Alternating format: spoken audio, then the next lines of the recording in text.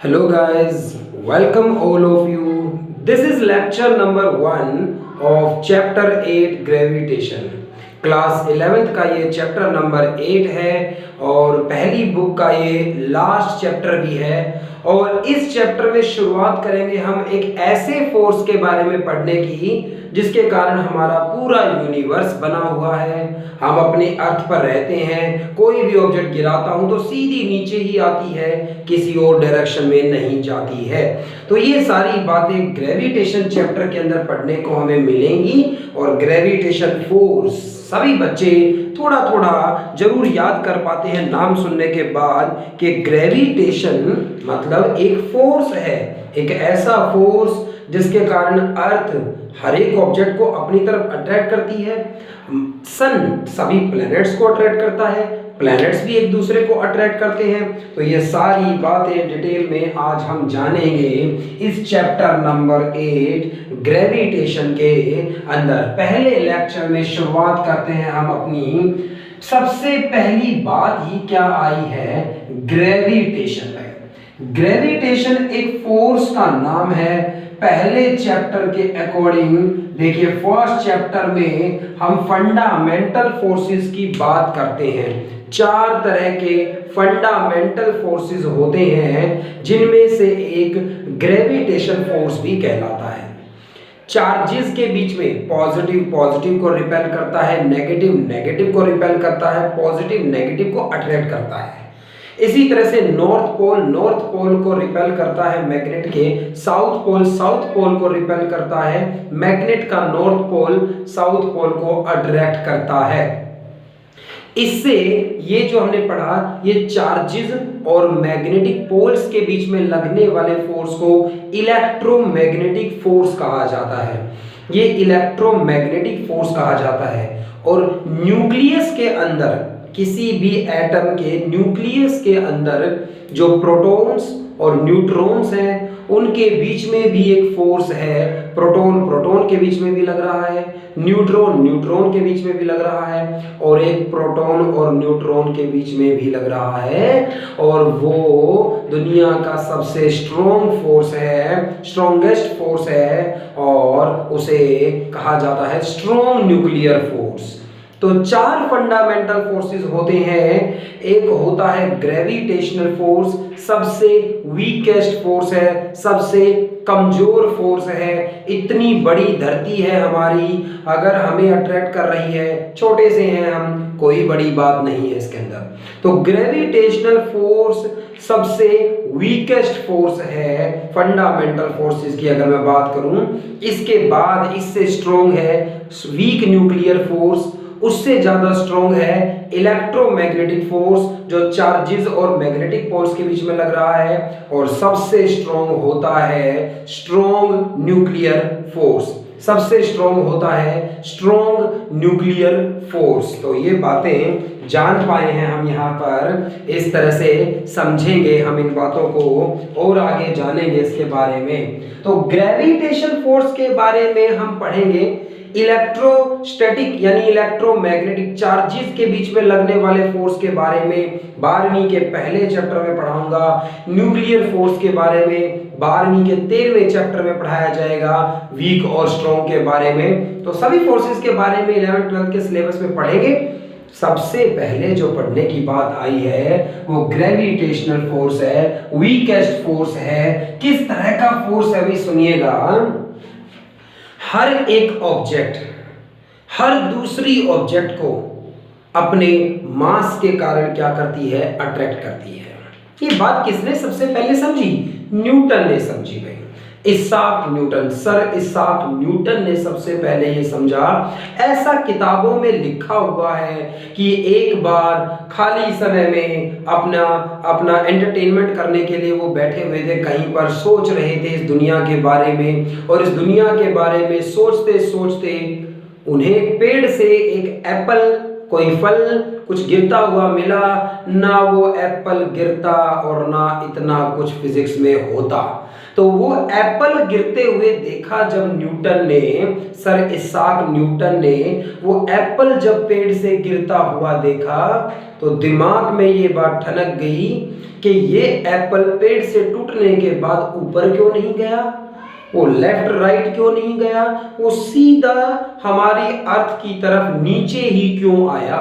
तो वो नीचे ही क्यों आया है सीधा हमारे पास। और ये बात जब उसने सोची तो न्यूटन ने ये समझा कि कुछ है धरती के अंदर, कुछ है धरती के अंदर जो इस एप्पल को अट्रैक्ट कर रहा है, कुछ है धरती के अंदर जो इस एप्पल को अट्रैक्ट कर रहा है। और वो एक ऐसा फोर्स है जो मास के कारण लग रहा है, क्योंकि चार्जेस जितनी प्रॉपर्टी अर्थ हमारी न्यूट्रल है, और इसीलिए उसने सोचा कि एक नया फोर्स है ये जो मास के कारण लग रहा है, जिसके कारण अर्थ ने एप्पल को अट्रैक्ट किया है।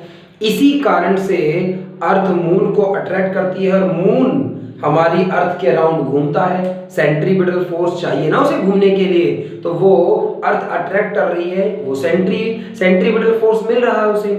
सभी प्लैनेट्स सन के अराउंड घूम रहे हैं, तो सेंट्रीपिटल फोर्स तो चाहिए ना। तो सेंट्रीपिटल फोर्स, यहाँ कोई फ्रिक्शन नहीं है। 5वें चैप्टर में हमने बैंकिंग ऑफ रोड पढ़ा है, तब हमने जाना है फ्रिक्शन की जरूरत पड़ती है हमें। और ठीक इसी तरह से यहाँ कोई टेंशन भी नहीं थी, यहाँ चार्जेस भी नहीं थे जो अट्रैक्ट कर सके। तो एक नया फोर्स होना जरूरी था जिसके कारण ये समझा जा सके कि सन हमारे प्लैनेट्स को अट्रैक्ट कर रहा है, प्लैनेट्स भी सन को अट्रैक्ट कर रहे हैं। ये म्यूचुअल फोर्स होता है, दोनों एक दूसरे को अट्रैक्ट करते हैं। तो ये वो फोर्स है जिसके कारण वो एप्पल सीधा नीचे आया है। इसी फोर्स के कारण मून जो होता है वो अर्थ के अराउंड घूम रहा है। इसी फोर्स के कारण सारे के सारे प्लैनेट्स सन के अराउंड घूम रहे हैं।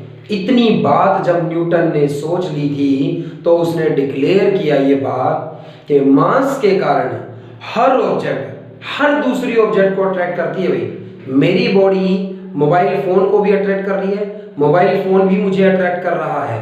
मैं अपने आसपास के चेयर, टेबल्स, घर, मकान, सड़क, रोड, हर चीज को अट्रैक्ट कर रहा हूं, बाकी चीजें भी मुझे अट्रैक्ट कर रही है। लेकिन हमारा मास इतना कम है कि वो फोर्स दिखता नहीं है, हमें एक्सेलरेशन प्रोड्यूस कर सके हमारे अंदर इतना ज्यादा फोर्स नहीं है। मैंने पहले ही कहा gravitational force is the weakest fundamental force. भाई सबसे कमजोर, सबसे घटिया मगर सबसे जरूरी फोर्स है ये हमारे लिए। तो आपको अपने आसपास, लेकिन इतनी बड़ी धरती छोटे से एप्पल को या हमारी बॉडी को अट्रैक्ट कर रही है, तो इसमें कोई खास बड़ी बात ना समझिएगा। ग्रेविटेशनल फोर्स वीकेस्ट फोर्स है, लेकिन हर ऑब्जेक्ट हर दूसरी ऑब्जेक्ट को अट्रैक्ट कर रही है। मैं भी सन को अट्रैक्ट कर रहा हूं, सन मुझे अट्रैक्ट कर रहा है। मैं स्टार्स को अट्रैक्ट कर रहा हूं, वो मुझे अट्रैक्ट कर रहे हैं। स्टार्स मेरी अर्थ को अट्रैक्ट कर रही है, मेरे अर्थ स्टार्स को अट्रैक्ट कर रहे हैं, मून स्टार्स पर। यानी हर एक ऑब्जेक्ट यूनिवर्स की बाकी सभी ऑब्जेक्ट्स के ऊपर क्या लगा रहा है? ग्रेविटेशनल फोर्स लगा रहा है, मास के कारण। भाई ऐसा फोर्स जो मास के कारण लग रहा है, हम उसे क्या कहेंगे? ग्रेविटेशनल फोर्स कहेंगे। इतना बताने के बाद लिखिए डेफिनेशन के ग्रेविटेशन इज द, या ऐसे मत लिखिए, ऐसे लिखिए कि every object in the universe, every object in the universe, every object in the universe attract, every object in the universe attract every other object, every other object with every object with a force, with a force due to, with a force due to their mass, with a force due to their mass is called gravitational force, is called gravitational force। हर एक object universe में हर दूसरी object को attract कर रही है एक ऐसे force के कारण जो लग रहा है due to mass, and this force is called gravitational force. क्योंकि ये एक तरह का फोर्स है तो SI यूनिट इसकी न्यूटन है। क्योंकि ये एक फोर्स है SI यूनिट तो इसकी न्यूटन है। ये कोई बताने वाली बात नहीं रहेगी आपको। न्यूटन फोर्स की SI यूनिट है, वेक्टर क्वांटिटी है, फोर्स एक डायमेंशंस आपको पता है। और खास बात अभी आगे जानेंगे प्रॉपर्टी में। और अब नाम आया है भाई फोर्स ऑफ ग्रेविटी का। अब नाम आया है फोर्स ऑफ ग्रेविटी का। ग्रेविटेशनल फोर्स एक ऐसा फोर्स जो मास के कारण लगता है। ग्रेविटेशनल फोर्स एक ऐसा फोर्स है जो मास के कारण लग रहा है और हर ऑब्जेक्ट हर दूसरी ऑब्जेक्ट पर लगा रही है। बिल्कुल सही बात है। इन दो ऑब्जेक्ट्स में से दो ऑब्जेक्ट्स एक दूसरे को अट्रैक्ट करती है ड्यू टू ग्रेविटेशनल फोर्स। कभी रिपेल नहीं करेगी ये फोर्स, कभी रिपल्सिव नहीं हो सकता ये फोर्स, हमेशा सिर्फ अट्रैक्टिव हो सकता है। तो ये फोर्स सिर्फ अट्रैक्टिव हो सकता है। लेकिन फोर्स ऑफ ग्रेविटी की बात कर रहा हूं तो ऑब्जेक्ट्स, एक मून हो सकता है, एक सन हो सकता है, कोई प्लेनेट हो सकता है, एक स्टार हो सकता है, एक बेंच हो सकता है, एक टेबल हो सकता है, एक मेरी बॉडी हो सकती है, किसी और की बॉडी हो सकती है। वैसे अगर इन दो बॉडीज में से एक बॉडी अर्थ हो जाए, अगर इन दोनों में से एक जो है वो अर्थ हो जाए, तो भाई अगर दो बॉडीज में से एक बॉडी क्या हो जाए, अर्थ हो जाए, यानी एक तो अर्थ है भाई हमारे पास। अब अर्थ के सरफेस पर कोई भी ऑब्जेक्ट रहे, अर्थ के सरफेस पर आप भी हो सकते हैं, अर्थ के सरफेस पर मैं भी हो सकता हूं, अर्थ के सरफेस पर कोई टेबल हो सकता है, अर्थ के सरफेस पर कोई पेड़ हो सकता है, अर्थ के सरफेस से थोड़ा सा ऊपर एक हवाई जहाज हो सकता है। तो भाई इस तरह से मान लीजिए जो ऑब्जेक्ट्स हमारी अर्थ के सरफेस के नजदीक हैं, ऐसी ऑब्जेक्ट्स जो हमारी अर्थ के सरफेस के नजदीक हैं, तो अर्थ ने जो फोर्स लगाया ट्री पर, अर्थ ने जो फोर्स लगाया इस पर्सन पर, अर्थ ने जो फोर्स लगाया एरोप्लेन पर, अर्थ ने जो फोर्स लगाया बेंच पर या किसी भी ऑब्जेक्ट पर, दो ऑब्जेक्ट्स में से एक ऑब्जेक्ट अगर अर्थ है, कहने का मतलब अर्थ ने जो फोर्स लगाया है उसे फोर्स ऑफ ग्रेविटी कहते हैं। वो भी एक ग्रेविटेशनल फोर्स है। बस मैंने एक स्पेशल नाम दिया क्योंकि मुझे इस पूरे चैप्टर में ज्यादातर केस किसके लिए पढ़ने हैं, अर्थ के लिए पढ़ने हैं। तो समझेंगे इस बात को। ग्रेविटेशनल फोर्स एक ऐसा फोर्स है जो किसके कारण लग रहा है, मास के कारण लग रहा है, हमेशा अट्रैक्टिव होता है। हर ऑब्जेक्ट हर दूसरी ऑब्जेक्ट को अट्रैक्ट कर रही है। अर्थ जो ग्रेविटेशनल फोर्स लगाती है उन ऑब्जेक्ट्स पर जो उसके सरफेस के नजदीक हैं। मून बहुत दूर हो गया है भाई, मून हमारे सरफेस से बहुत दूर हो गया है, उसकी बात ना करें। जो हमारी अर्थ के सरफेस के नजदीक हैं उन पर लगाया गया फोर्स बाय ड्यू टू किसके, अर्थ के, उस फोर्स को क्या कहेंगे, फोर्स ऑफ ग्रेविटी कहेंगे। लिख लीजिएगा, मेरे पास थोड़ा स्पेस का मैं बोल रहा हूं। ये लिखेगा द ग्रेविटेशनल फोर्स, लिखेगा the gravitational force exerted by earth on objects near its surface is called force of gravity। तो इसे लिखिएगा कि ग्रेविटी, फोर्स ऑफ ग्रेविटी क्या होता है। फोर्स ऑफ ग्रेविटी क्या होता है, फोर्स ऑफ ग्रेविटी का मतलब था अगर दो ऑब्जेक्ट्स में से एक ऑब्जेक्ट अर्थ कर दी जाए तो अर्थ ने जो फोर्स लगाया है, अर्थ ने जो फोर्स लगाया है किसी ऑब्जेक्ट पर, इसके सरफेस के नजदीक, उस ग्रेविटेशनल फोर्स को स्पेशली मैंने फोर्स ऑफ ग्रेविटी कहा है। अब बात आई डायरेक्शन की। भाई आप फोर्स को डिनोट किस तरह से करेंगे, भाई आप फोर्स को डिनोट किस तरह से करेंगे सीखिएगा। ये कोई टॉपिक नहीं है, मैंने लिख दिया direction of gravitational force. Direction of gravitational force मतलब ये कोई ग्रेविटेशनल फोर्स को डिनोट करने की जब बात आई है, मैं तो ऐसे ही सिखाना चाहता हूँ आपको कि आप डायरेक्शन को कैसे शो करेंगे। तो अगर दो ऑब्जेक्ट्स आपके सामने लाई जाएंगे, ऑब्जेक्ट्स कैसी होंगी, पॉइंट साइज की होंगी भाई। लेकिन अब आपको ये तो सोचना ही पड़ेगा कि पॉइंट साइज की ऑब्जेक्ट कैसी होती हैं। धरती तो कोई पॉइंट साइज की ऑब्जेक्ट नहीं है, धरती का साइज तो बहुत बड़ा है। लेकिन अगर मैं अर्थ और सन के बीच में फोर्स की बात करूं, तो अर्थ और सन के बीच में जो डिस्टेंस है, वो डिस्टेंस इतना ज्यादा हो जाएगा कि इनका साइज क्या किया जा सकता है, नेगलेक्ट किया जा सकता है। ठीक तो साइज, पॉइंट साइज कब मानते हैं ऑब्जेक्ट को, जब डिस्टेंस जो है उनके बीच में सेपरेशन जो है वो साइज के डायामीटर के कंपैरिजन में बहुत ज्यादा है। तो दो ऑब्जेक्ट्स कंसीडर करी, एक का मास m1 है और दूसरे का मास m2 है, और इन दोनों के बीच का डिस्टेंस r है। इन दोनों के बीच का डिस्टेंस कितना है, r है, इस तरह से मान लीजिए। तो इन दोनों के बीच में डिस्टेंस r है। तो ये दो ऑब्जेक्ट्स हैं इस तरह से, एक का मास m1 है और दूसरे का मास m2 है। समझिएगा बड़े ध्यान से, इस m1 को ये m2 क्या कर रहा है, अट्रैक्ट करेगा। m1 को m2 क्या करेगा, अट्रैक्ट करेगा। अट्रैक्ट करेगा तो किस तरफ फोर्स, m1 पर फोर्स देखना है मुझे, तो m1 पर आपकी पेन होना चाहिए। अब m2 क्या करेगा, अपनी तरफ खींचेगा इसको। तो भाई ये वेक्टर की डायरेक्शन क्या शो कर रही है, इस डायरेक्शन में क्यों बनाया है मैंने ये वेक्टर, मैंने इस डायरेक्शन में ये वेक्टर बनाया।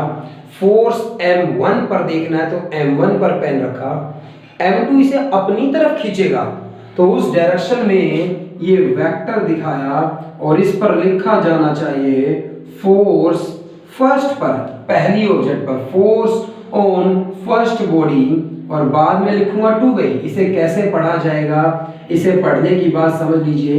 इसे कहेंगे force on first object due to किसके, second weight, force on first body due to second body weight.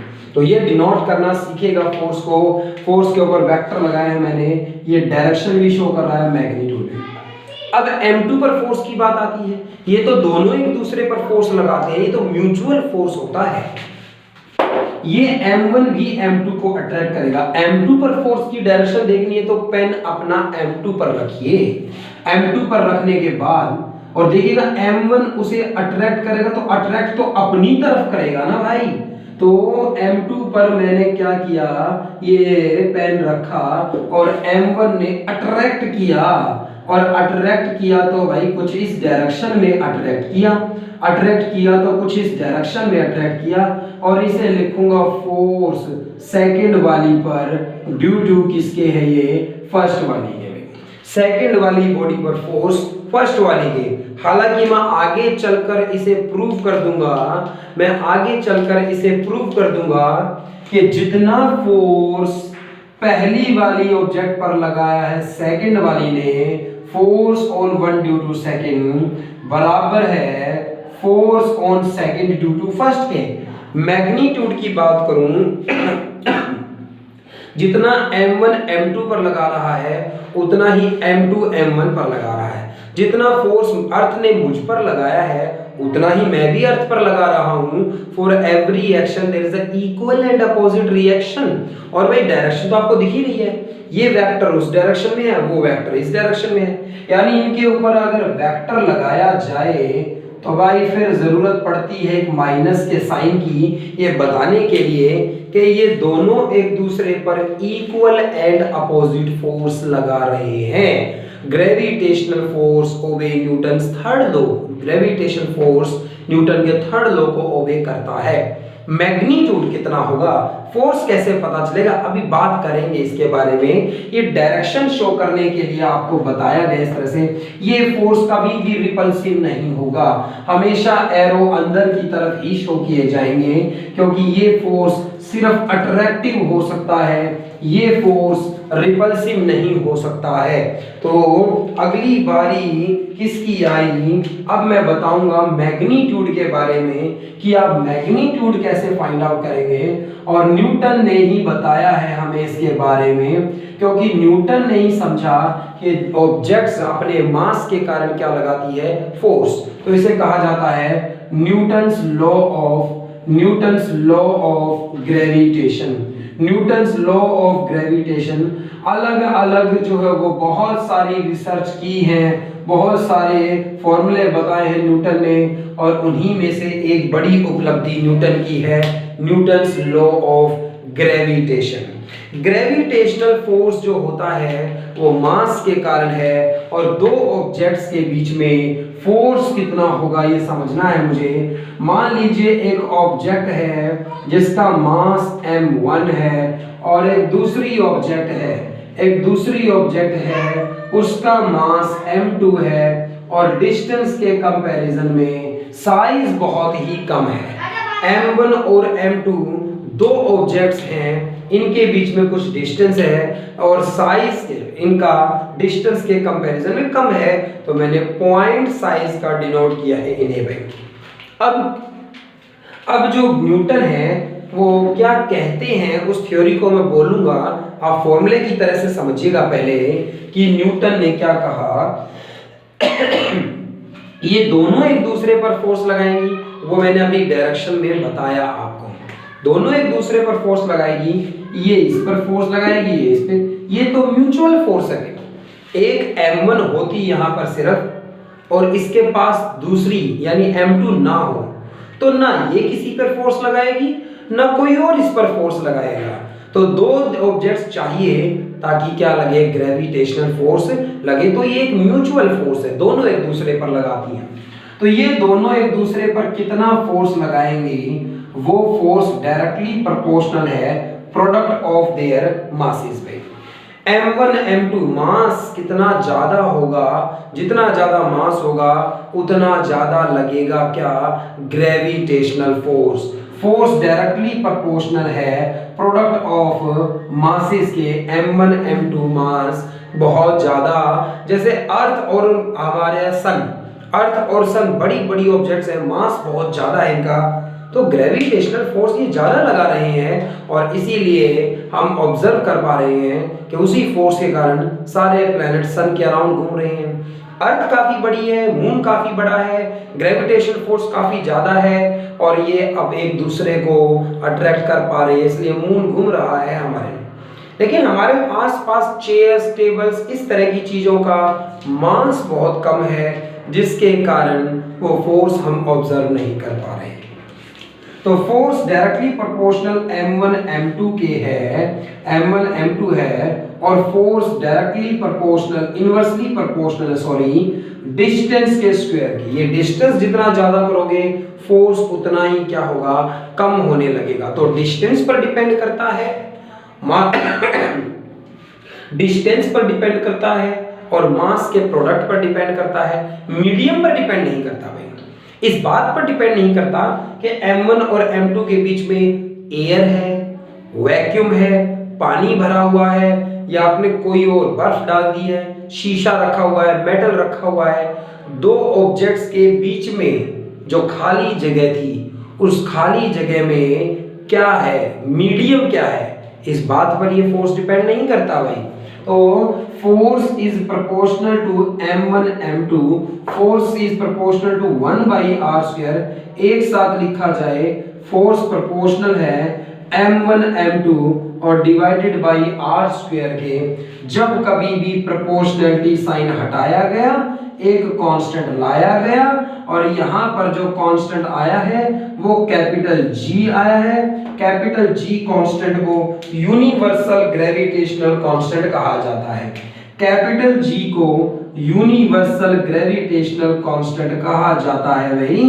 तो लिखिएगा साइड में इस तरह से कि where capital G is equal to, भाई अब तक 5वें चैप्टर में, 6ठे चैप्टर में, तीसरे चैप्टर में आपने स्मॉल g का भी यूज किया है। उसे कहते हैं एक्सेलरेशन ड्यू टू ग्रेविटी, जिसकी वैल्यू अक्सर 9.8 आपने न्यूमेरिकल्स में यूज करी है। लेकिन ये कैपिटल जी है और इसे कहा जाता है यूनिवर्सल ग्रेविटेशनल कांस्टेंट। इसे कहा जाता है यूनिवर्सल ग्रेविटेशनल कांस्टेंट। तो यूनिवर्सल ग्रेविटेशनल कांस्टेंट इसका नाम कहा गया है। और डायरेक्शन बड़ी टेढ़ी हो गई, आप ठीक कर लीजिएगा इसे। तो यूनिवर्सल ग्रेविटेशनल कांस्टेंट इसकी value 6.67 into 10 raise to power minus 11 होती है। रही बात किसकी यूनिट्स की, तो देखिएगा भाई कैपिटल जी किस यूनिट्स में होना चाहिए, न्यूटन मीटर स्क्वायर पर केजी स्क्वायर में होना चाहिए। लेकिन आई कैसे भाई, जी की यूनिट्स चाहिए, सब कुछ इधर भेज दीजिए। इधर फोर्स है, फोर्स किस में होगा, न्यूटन में। आर स्क्वायर मल्टीप्लाई में जाएगा, मीटर स्क्वायर आएगा। मास डिवाइड में जाएंगे दोनों, तो पर केजी स्क्वायर। ये एसआई यूनिट्स में यूनिवर्सल ग्रेविटेशनल कांस्टेंट की वैल्यू है। सीजीएस यूनिट में लिखना चाहूं तो 6.67 इंटू 10 की पावर -8 आएगा। पहले चैप्टर में आपने सीखा है डाइन हो जाएगा, सेंटीमीटर स्क्वायर हो जाएगा और पर ग्राम स्क्वायर हो जाएगा। अगर मैं सीजीएस यूनिट में इसे लिखना चाहूं भाई, ग्रेविटेशनल फोर्स मीडियम पर डिपेंड नहीं करता है भाई। तो ध्यान रहे आपको, न्यूटन्स लॉ ऑफ ग्रेविटेशन मैंने बताया है आपको, कहता है फोर्स डायरेक्टली प्रोपोर्शनल होता है प्रोडक्ट ऑफ मासेस के, इनवर्सली प्रोपोर्शनल होता है स्क्वायर ऑफ द डिस्टेंस के। F is proportional to m1 m2 by r square.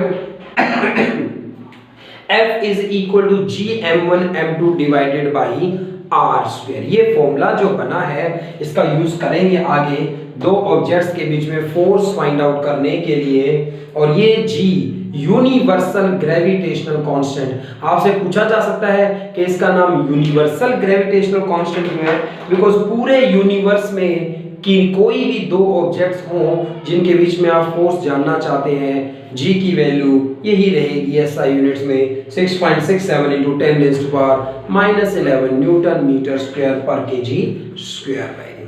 तो यही वैल्यू रहेगी, इसलिए ये यूनिवर्सल ग्रेविटेशनल कांस्टेंट है। F is equal to G m1 m2 by r square, दो ऑब्जेक्ट्स के बीच में फोर्स फाइंड आउट करने का फॉर्मूला है। तो इस तरह से जैसे आपको कहा जाए इस फॉर्मूले को यूज करिए और आप फोर्स फाइंड आउट करिए। आपको कहा जाए कि आप फोर्स फाइंड आउट करिए दो ऑब्जेक्ट्स के बीच में भाई। तो दो ऑब्जेक्ट्स हैं और आपको कहा गया उनके बीच में फोर्स की वैल्यू फाइंड आउट करिए। तो फाइंड ग्रेविटेशनल फोर्स, आपको कहा जाए फाइंड ग्रेविटेशनल फोर्स। ये शेप पर डिपेंड नहीं करता भाई, ऑब्जेक्ट के सिर्फ मास पर डिपेंड करता है। ये ऑब्जेक्ट के शेप एंड साइज पर डिपेंड नहीं करता है। तो सिर्फ मास की वैल्यू पर डिपेंड करता है, शेप एंड साइज पर डिपेंड नहीं करता है भाई। Find gravitational force between two bodies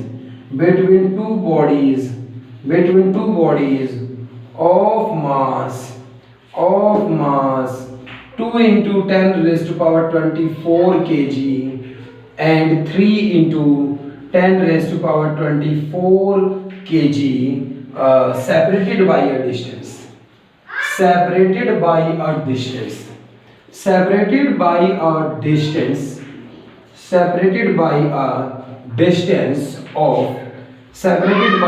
distance of 10 raised to power 12 metre में। तो इन दोनों के बीच में फोर्स फाइंड आउट करिए। आप देखिए सबसे पहले गिवन चीजें लिखिए भाई। मास गिवन है 2 into 10 raised to power 24 kg। एक और ऑब्जेक्ट का मास गिवन है 3 into 10 raised to power 24 kg। उसके बाद आपको डिस्टेंस दिया गया है 10 raised to power 12 मीटर में। फोर्स का तो एक फॉर्मूला है Gm1 m2 और divided by r square. G की value 6.67 into 10 raise to power -11। Mass एक 2 है, 3 है, 2 3 जा 6 होगा भाई। 24 24 48 हो जाएंगी पावर्स। और r का स्क्वायर 10 की पावर 12 है नीचे, स्क्वायर होने के बाद कितना हो जाएगा 24। तो भाई 6.67 को 6 से मल्टीप्लाई करेंगे और पावर्स में ये 24 ऊपर गया तो 24 बचेंगे, 24 में से 11 जाएंगी तो 13 बचेंगी। और 6 को 6.67 से मल्टीप्लाई कर यहाँ लिखिएगा, ऐसे आपका आंसर आएगा। सिर्फ ये बताने के लिए मैंने कहा है कि किस तरह से हम इस फॉर्मूले को यूज करेंगे। अच्छे से यूज करना तो हम आगे के टॉपिक्स में जान पाएंगे, अगले लेक्चर्स में जान पाएंगे। Thanks guys.